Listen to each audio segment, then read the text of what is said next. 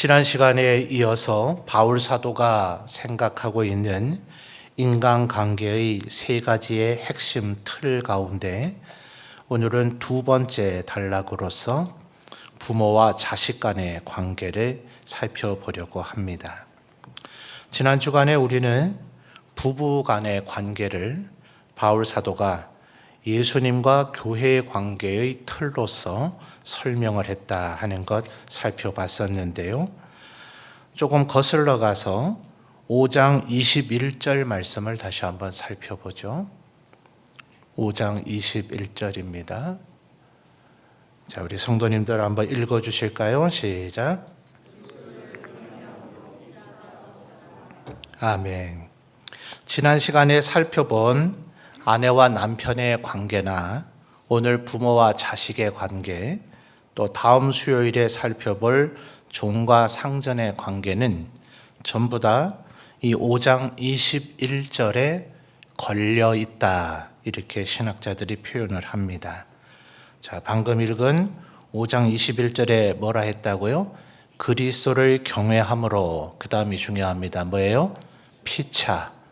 그러니까 일방이 그렇게 해라 라고 우리가 강요하거나 기대하면 안 되겠죠. 나는 전혀 이 말씀대로 할 의지와 마음의 자세를 안 가지고 남편에게 당신 빨리 예수님처럼 나를 사랑해봐 이러면 안 되겠죠.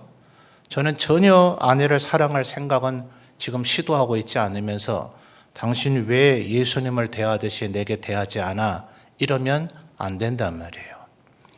닭이 먼저냐 달걀이 먼저냐 하는 것처럼 당신이 먼저 해라 하면 안 되고, 언제나 하나님 앞에 마음의 감동을 받은 사람이 먼저 하는 것이고, 어떤 면에서는 좀 강한 요즘 사회에서의 이슈가 갑을 관계라고 하지 않아요? 내가 눈꽃만큼이라도 갑인 요소가 있다면, 더 고참이라면, 더 오래 살았다면, 더 똑똑하다면, 더 뭘 알고 있다면, 더 무엇인가 내가 할 수 있는 여력이 있다면 상대방이 피드백이 있든 없든 내가 이렇게 심혈을 기울여서 사랑한다 한들 저희가 과연 반만큼이나 나를 사랑하겠나, 이거 이미 계산하는 태도예요. 하나를 보면 열을 안다 했고, 성경의 논리가 율법을 하나를 어기면 모두를 어긴 것과 같다 했습니다. 만약 누군가를 향해서, 남편을 향해서 내가 남편을 이토록 사랑하면 저 남편이 나를 과연 사랑이나 하겠어 하는 이 마음의 태도는 내가 하나님 앞에 말씀에 순종한들 하나님이 과연 나를 축복하겠어? 라고 생각하고 있는 것으로 하나님께서 받아들일 수 있다, 이 말이에요. 5장 21절에 뭐라 했다고요? 그리스도를 경외함으로, 말하자면 그리스도를 경외하고 있다면 피차 복종해라. 먼저 복종하지 않는다면 그리스도를 경외하는 것으로 인정하지 않겠다 하는 겁니다. 그러니 아직 신앙과 복음의 원리가 뭔지 모르는 사람이 교회 안에서 자꾸 불평과 원망이 많아요. 가정생활에서도 불평과 원망이 많아요. 신앙의 본질은 내가 더 사랑했는가, 내가 더 용서했는가, 내가 더 섬겼는가, 이걸 끊임없이 점검하는 건데, 그건 안 하고 저희가 왜 나를 섬기지 않지? 저희가 왜 나를 사랑하지 않지? 저희가 왜 나를 용서하지 않는 거야? 라는 생각에 사로잡혀 있으면 늘 불평과 원망밖에 나올 것이 없다. 예수님 앞에 우리의 진정한 삶의 자세는 내가 왜 더 사랑하지 못했는가? 내가 왜 더 용서하지 못했는가? 내가 왜 더 섬기지 못했는가를 살펴보는 자세이어야 하고, 그런 사람은 늘 자기 자신에 대한 반성만 할 뿐 또 다른 마음은 언제나 감사할 것뿐이다. 저희가 내가 겨우 이 정도밖에 못하고 있는데 저희는 왜 나를 이토록 사랑하는가 싶어서 감사할 수밖에 없다 하는 겁니다. 이것이 지난 시간에 부부 간의 관계나 오늘 살펴볼 부모 자식 간의 관계나 또 다음 시간에 살펴볼 종과 상전의 관계, 자, 이것은 현대인의 삶은 너무나 복잡 다양하게 되어 있기 때문에 이 세 가지의 인간관계만 있는 사람은 없다 하는 거죠. 그런데 살펴보시다 보면 이 세 가지의 인간관계 모두 다가 공통적으로 바울 사도가 얘기하는 틀이 있어요.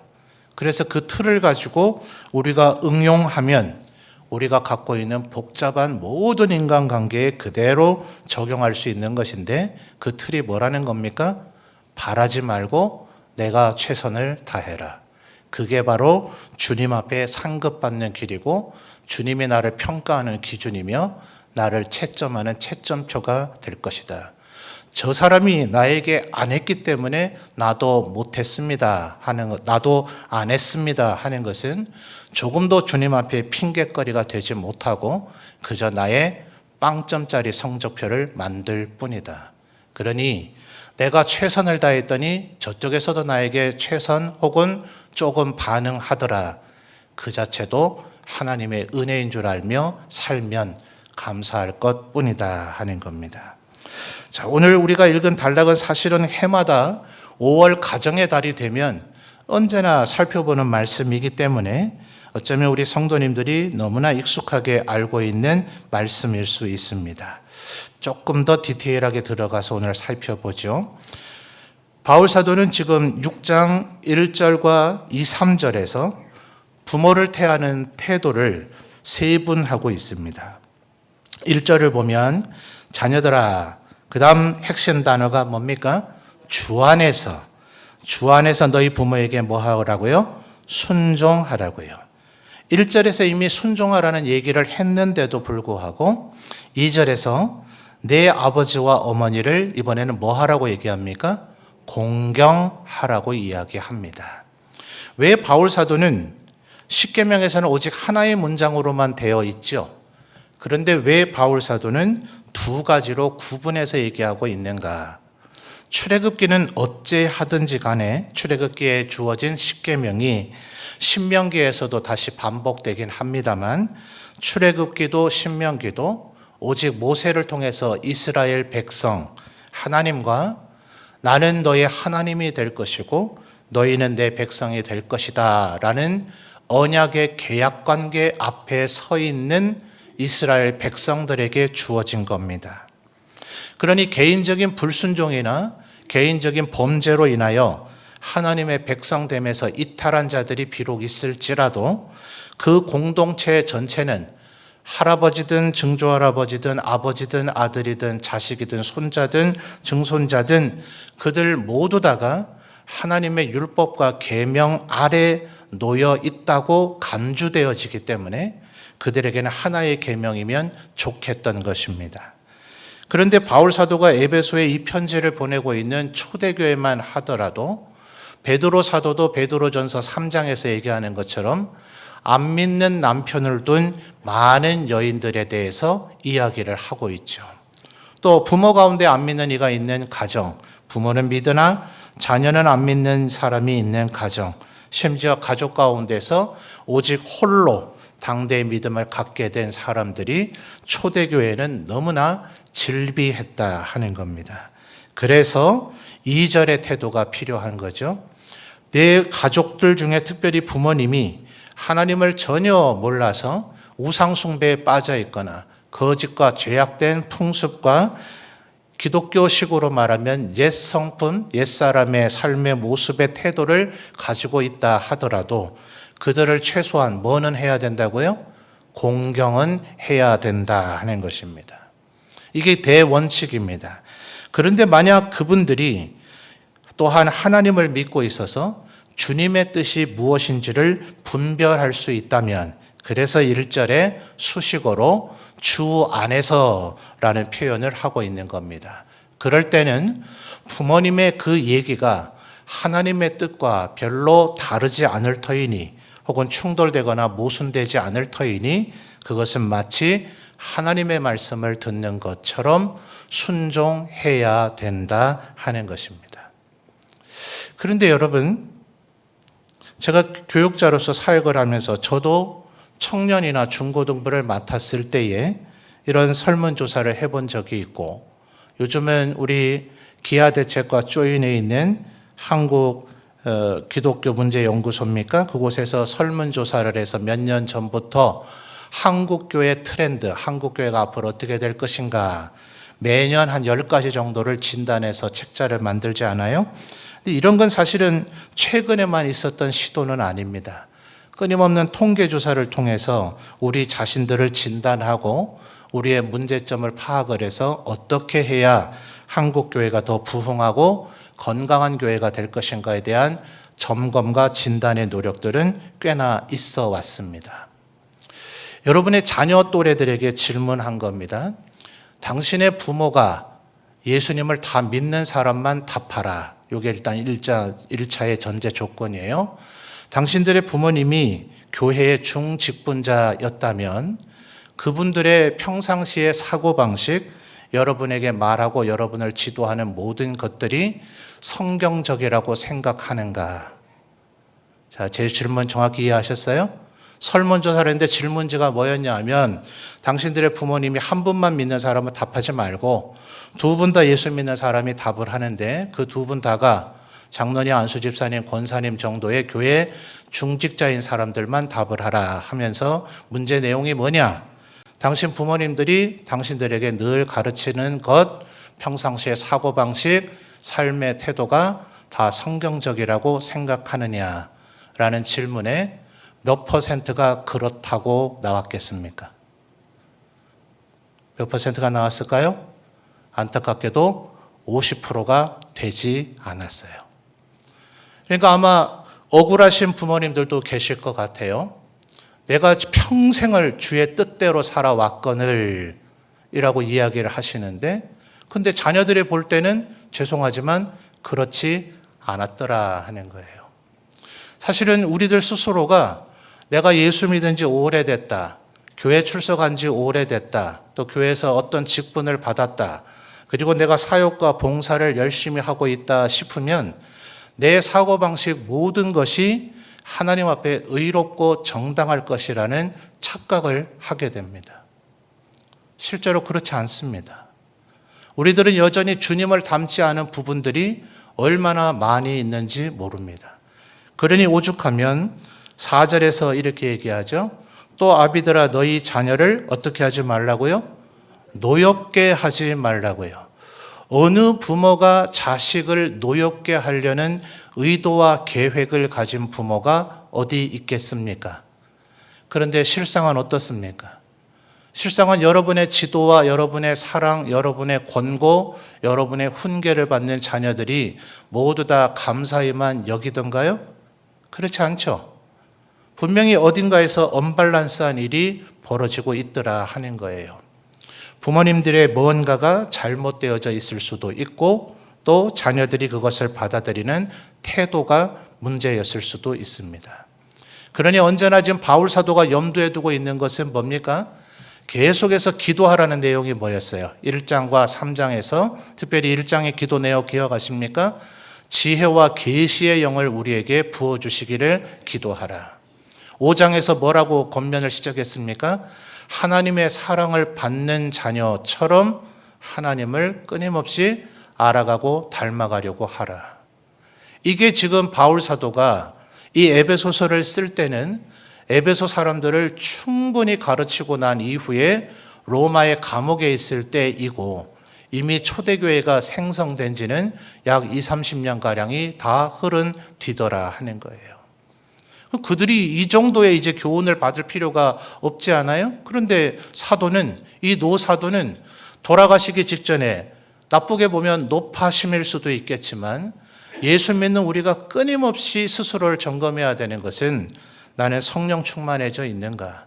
내가 예수님을 힘써 알아가고 있는가?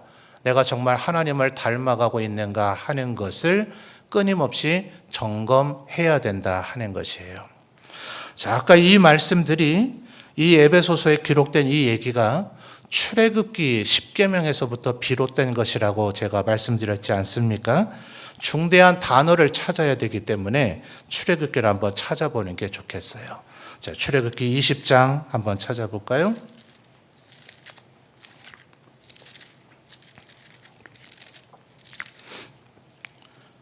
출애굽기 20장 12절 말씀입니다.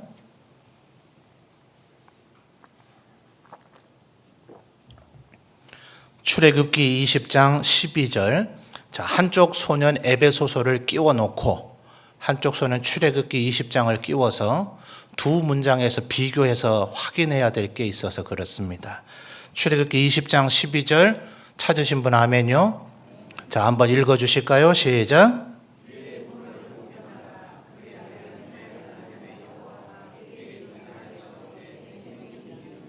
아멘.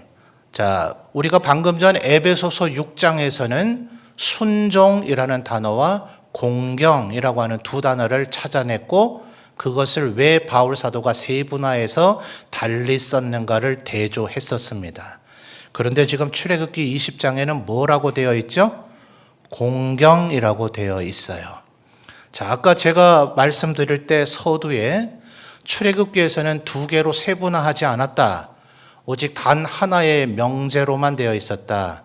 그것은 출애굽기의 이 말씀 10계명을 받는 이스라엘 대중들은 예외 없이 개인적인 불순종이나 이탈은 있었을지 모르지만 예외 없이 그들 모두는 하나님 앞에 언약의 서약을 한 하나님은 우리의 하나님이시고 우리는 하나님의 백성이 될 것입니다 라는 이들이었기 때문에 그들 가운데는 개념적으로는 불신자가 뒤섞여 있지 않기 때문에 하나의 명제가 주어졌다라고 했습니다. 이 논리와 제가 설명드린 이 논리와 에베소서 6장의 바울 사도의 세분화한 이중 규정으로 본다면 출애굽기에서는 공경하라로 진술되어졌었어야 맞겠습니까? 순종하라로 진술되어 있어졌어야 맞겠습니까? 어려우세요? 이 논리대로 하면 지금 에베소서에서 바울 사도가 이중으로 나눈 것은 예수님을 믿는 부모도 있고 예수님을 전혀 모르는 부모도 있으니 예수님을 아는 부모가 주 안에서 하나님의 뜻과 거의 흡사하고 하나님의 뜻과 일치되는 그런 말을 너에게 하거든 그것을 하나님의 말씀인 것처럼 순종하라. 만약 네 부모가 하나님을 전혀 모르고 거룩한 성도의 성품과 삶을 전혀 몰라서 얼토당토하는 얘기를 하시더라도 너는 최소한 공경은 해야 된다. 이게 개념이라면 출애굽기의 명령은 네 부모를 순종하라라고 주어졌어야 맞지 않느냐 하는 거예요. 그렇죠? 그런데 우리가 확인해 봤듯이 출애굽기의 단일 명령은 네 부모를 뭐 하라고 되어 있다고요? 공경하라고 되어 있단 말입니다. 두 가지 각도로 볼 수 있겠죠. 출애굽기는 언제 주어졌습니까? 400년 애굽에서 종살이하고 나서 애굽 땅을 출발한 지 약 1년 뒤 지난 후 이 시내산 밑자락에 한 1년 정도 체류합니다. 1년 지나서가 아니고요. 한 4, 5개월 지난 후에 시내산 밑에 도착해서 1년 정도를 체류합니다. 그러니 이들 가운데 분명히 출애굽기를 보면 모세가 탄생하고 모세가 선지자로 이스라엘 백성들 앞에 세워지기 전에 이스라엘 백성들이 바로의 핍박이 너무나 강하니 하나님 앞에 탄식하며 부르짖었다 하는 표현이 나옵니다.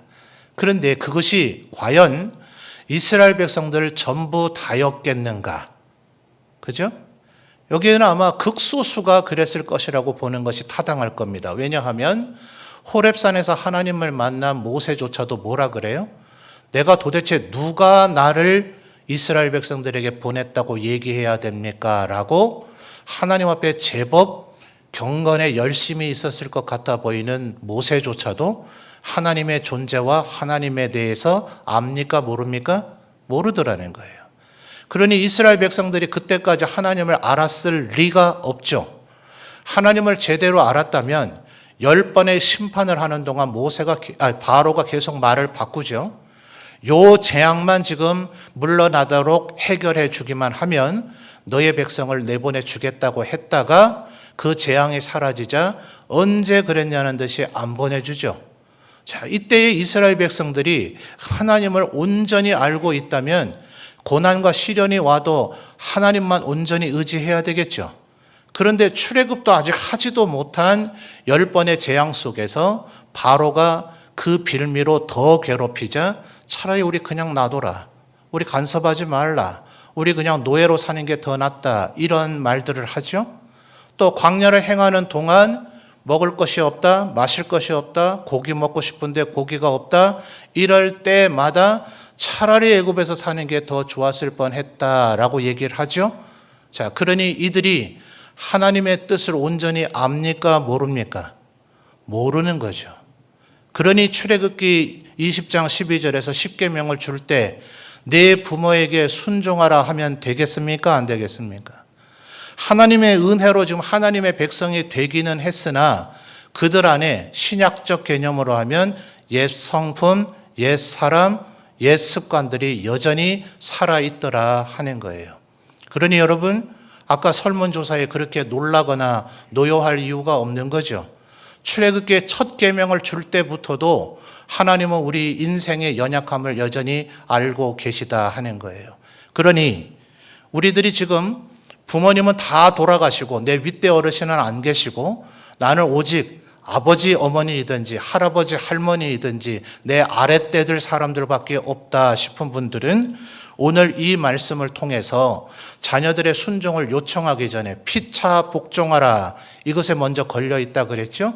그러니 자녀들이 지금 내가 생각하는 것, 내가 말하는 것, 내가 행하는 모든 것이 하나님의 뜻에 온전히 맞다고 여기겠는가, 이거를 먼저 점검하는 삶을 사는 것이 하나님의 백성들의 태도이다 하는 거예요. 그러니 여러분, 조금 안 된다 싶으면, 내가 아직 부족하다 싶으면 정확하게 경계를 끄어줘야 합니다. 이것이 정말 성경에서 확인된 성경 말씀을 내가 이 자녀들에게 봐라. 너는 이 일은 이렇게 해야 되는데 성경 구절 같이 찾아보자. 성경에 이렇게 되어 있지? 하나님의 뜻이 정확히 맞지? 그러니 너는 이걸 내 말로 여기지 말고 하나님의 뜻으로 알고 이대로 순종해야 된다. 알겠니? 이렇게 교훈하셔야 되고, 내 자녀가 이렇게 하면 되기는 좋긴 하겠는데 여러분 스스로조차도 이게 하나님의 뜻인지 조금 모호할 때, 그때는 겸손히 아무리 자녀들, 손자, 손녀들 앞이라 하더라도 내 생각에는 이렇지만 하나님의 뜻을 네가 끊임없이 기도하면서 분별하도록 하라, 이렇게 가르쳐 주어야 할 필요가 있다 하는 겁니다. 안타까운 것은 저도 자식이 3놈이나 있기 때문에 아직 그 아이들이 살아가야 할 날들이 너무나 많이 남아있는지라 누가 감히 단언할 수 있겠습니까? 목사님 집에 아이들 3명 가운데 하나님께 영광 돌리지 않는 자가 나오면 어찌하려고 그럽니까? 그때 목사님은 그것을 감당할 자신은 있습니까? 저도 늘 두려운 가운데 살아가고 있습니다. 자식들을 위해서 기도할 것밖에 없죠. 이 아이들이 제발 믿음 잃지 않기를. 이제는 막내는 좀 공익 근무 때문에 집에 와서 조금 한 1년여는 좀 함께 지내긴 하겠습니다만, 두 녀석입니다. 외주로 나가서 자신의 삶을 살고 있으니 간혹 카톡이나 전화를 통해서 의견을 주고받긴 하지만 말 그대로 제 슬하를 떠난 거 아닙니까? 누구를 매일같이 만나고 있는지, 누구와 무슨 대화를 하고 있는지, 주일날에도 가끔 감사하게도 자기가 섬기고 출석하고 있는 교회의 목사님에게 이렇게 말씀의 은혜를 받았노라, 혹은 그곳에서 얘기되어지고 있는 것들에 대해서 잘 모르면 자기들에겐 치트키가 있잖아요. 저희 아버지한테 물어서 제가 그걸 빌미로 1-2시간 성경 강의를 또 하기도 합니다만, 앞으로 이 아이들이 언제 어떻게 될지 어떻게 알겠어요. 그러니 끊임없이 기도하고 하나님의 뜻이 무엇인지 네 스스로 분별할 수 있어야 된다. 이것이 믿는 부모된 우리들의 최선의 노력이 아닌가. 여러분이 나는 정말 한순간도 하나님의 뜻에서 일체 이탈한 적이 없다, 내 뜻은 온전히 하나님과 같다, 그러면 자녀들에게 내게 순종하라 라고 요구하실 수가 있겠습니다. 그러나 단언하건대 그런 말을 하는 자는 이단의 괴수일 겁니다. 정상적인 신앙생활을 하고 있는 우리는 절대로 1절의 이 얘기에 도달할 수가 없습니다. 주 안에서라고 하는 이 말이 얼마나 무게감이 있는 말인가를 기울이셔야 되고, 정말 이 말씀처럼 여러분의 자녀가 순종하기를 원한다면 우리는 지금보다 10배, 100배의 더 하나님 앞에 순종하고 하나님의 뜻을 알아가기로 하는 것이 필요합니다. 너무 이런 얘기를 많이 해서 여러분의 실망감이 커지려는가 모르겠습니다만, 목사인 제가 매일같이 저도 잠자리에 들기 전에 하루의 삶을 되돌이켜 볼 거 아닙니까? 나는 정말 오늘 하나님의 뜻대로 살았다. 오늘 나의 생각과 말과 행동이 하나님 앞에 한치도 그릇됨이나 어긋됨이 없었다 라고 생각할 날이 1년에 몇 번이나 되겠습니까? 솔직히 고백할까요? 단 하루도 없습니다.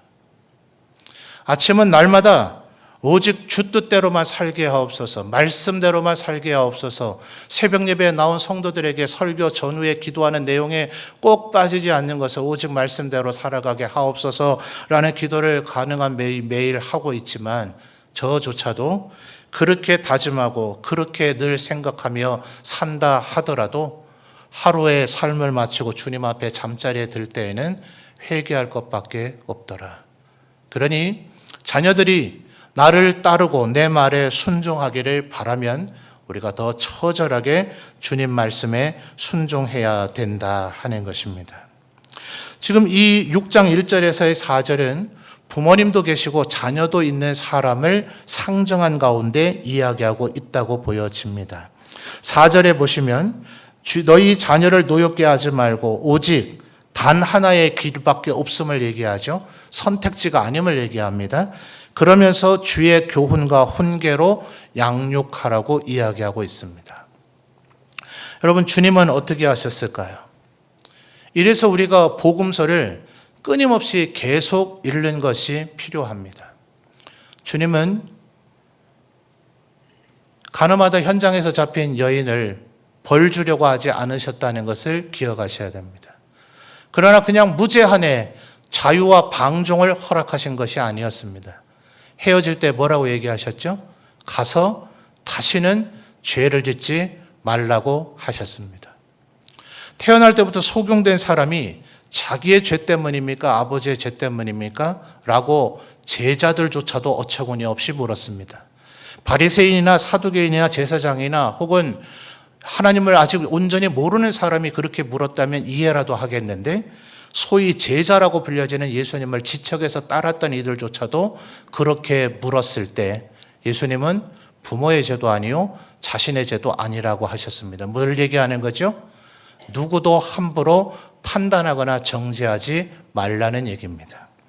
그런데 38년 동안이나 베데스다 연못에 들어가지 못해서 그곳에서 앓고 있는 사람에게 고쳐줬을 때 처음에는 그가 자기를 고쳐준 이가 누구인지조차도 몰랐죠. 그 뒤에 성전에서 예수님을 만나게 되자 예수께서 바로 나사렛 예수라 불려지는 이가 나를 구해줬구나 하는 것을 깨달아 알게 됐을 때 예수님은 뜻밖의 얘기를 하십니다. 더 이상 더 심한 것이 생기지 않도록 다시는 죄를 짓지 말라는 거예요. 그러니 분명히 어떤 이의 질병은 죄로 말미암아 생긴 것이 맞다 하는 겁니다. 우리가 예수님께서 십자가를 지셨다는 것 때문에 무제한의 용서를 해야 되는 것, 특별히 베드로가 하루에 몇 번이나 용서해 줘야 됩니까? 7번 정도 하면 대단한 건 아닙니까? 라고 예수님께 질문했을 때 70번씩 7번이나 하라고 얘기하셨어요. 이것은 5분 간격으로 누구를 용서해도 하루에 채울 수가 없는 수치의 분량입니다. 그러니 이건 단순한 숫자의 490회가 아니라 무제한적으로 용서하라는 얘기인데, 용서가 죄의 관용과 죄의 방치를 얘기하는 것이 아니다 하는 겁니다. 이게 바로 4절에서 얘기하는 주의 교훈과 훈계의 어려움입니다. 무조건의 용서가 아닙니다. 그건 방종이고 그 사람을 멸망의 길로 이끄는 것이고 바리새인보다 더 속용입니다. 그러나 이 세상에서 손쉽게 하는 것처럼 억압하고 협박하고 또 상급으로 미끼를 걸고 그들을 비난하면서 그들을 이끌어가라는 얘기가 아닙니다. 군대처럼 하는 건 얼마나 쉽습니까? 저 해병대 장교 때 잘했거든요. 아주 우수한 장교로 대대장한테 칭찬 많이 받았거든요. 억압과 폭력으로 누군가를 규율에 물들이게 하는 건 얼마나 쉽습니까? 또 끝까지 무슨 일을 저지르든 못 본 채 하고 그냥 허용하고 용서만 한다는 것도 또한 얼마나 쉽습니까? 주님은 그렇게 하려고 우리 대신 죽으신 것이 아니다 하는 거죠. 용서와 사랑과 주님의 엄격한 규율이 있었음을, 그렇지 않았다면 성전에 가서 그 모든 것을 뒤집어 엎으시는 일을 하셨어야 할 이유가 없지 않아요? 더더욱 다시 오실 주님은 더 이상 세상자를 지고 가는 어린 양이 아니라 산자와 죽은 자를 심판하실 사자와 같은 왕으로 우리 가운데 오신다 하는 겁니다. 그러니 주의 교훈과 훈계라 하는 것은 마치 양면과 같아서 사랑이 그 안에 뿜어져 있기는 해야 되지만 하나님의 말씀에 순종해야 함의 엄격함을 주장하거나 가르치는 것이 아니라 본으로 보여줌으로써 그들이 따르도록 만드는 것. 결국 다시 1절로 돌아가죠. 4절에서 얘기하는 부모가 자녀를 잘 가르치려고 하면 그것은 결국 부모의 삶과 행위가 주 안에 있는 것이 되는 것이라고 바울 사도는 사뭇 다른 얘기를 하는 것 같지만 같은 얘기를 하고 있다 하는 겁니다. 이 자리에 자녀된 여러분, 하나님의 말씀대로 사십시오. 이 자리에 부모된 여러분, 하나님의 말씀대로 사십시오. 내 자녀가 그리 아니할지라도, 내 부모가 그리 아니할지라도, 내 남편이 그리 아니할지라도, 내 아내가 그리 아니할지라도 주의 은혜와 사랑이 무엇인지를 아는 내가 무조건 그리하십시오. 그러면 하나님께서 우리의 가족에 은혜를 부어주시고 최소한 나는 구원의 길에서 절대로 이탈하지 않을 것입니다. 이것이 하나님의 말씀을 깨닫고 아는 사람이 살아가는 방식이다. 그리스도를 위하여 피차 복종하라. 이 말씀을 오늘 마음에 꼭 새기시는 우리 모든 성도들이 되시기를 바랍니다.